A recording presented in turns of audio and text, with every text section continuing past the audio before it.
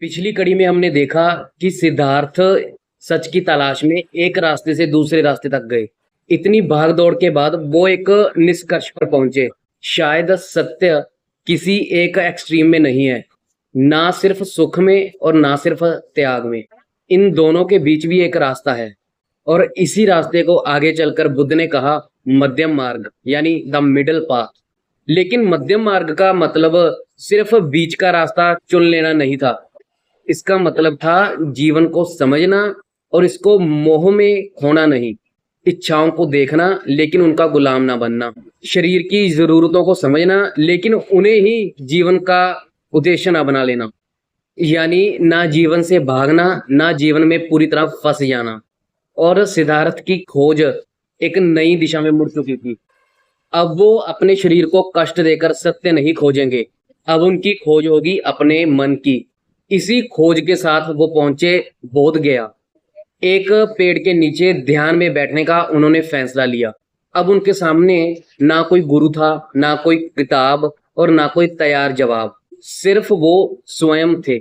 उनका मन था और एक सवाल, दुख से मुक्ति का रास्ता क्या है। कहा जाता है कि उस रात उन्होंने अपने अंदर उठती इच्छाएं, डर और बेचैनी को गहराई से देखना शुरू किया। भागे नहीं, उन्हें दबाया नहीं, बस देखते रहे। और शायद यही उनकी पूरी यात्रा का सबसे बड़ा सबक छिपा है। क्योंकि हम भी अक्सर अपने दुख से भागना चाहते हैं, खुद को बिजी रखते हैं, डिस्ट्रैक्शन ढूंढते हैं, किसी और को ब्लेम करते हैं। लेकिन सिद्धार्थ ने अपने दुख से भागने की बजाय उसकी तरफ देखना शुरू किया और धीरे धीरे उन्हें समझ आने लगा कि हम सिर्फ इसलिए दुखी नहीं होते कि हमारी जीवन में चीजें बदलती हैं। हम इसलिए भी दुखी होते हैं क्योंकि जीवन में जो बदल रहा है हम चाहते हैं कि वो बदले ही नहीं। हम चाहते हैं कि सुख हमेशा रहे, हमारे अपने लोग हमेशा हमारे साथ रहें, हमारी पसंद की चीजें हमेशा वैसी ही रहें, हमारी जिंदगी हमेशा हमारी इच्छा के अनुसार चले। लेकिन जीवन हमेशा हमारी इच्छा के अनुसार नहीं चलता। और यहीं से शायद बुद्ध की सबसे महत्वपूर्ण खोज सामने आई। दुख को समझे बिना दुख से मुक्ति संभव नहीं।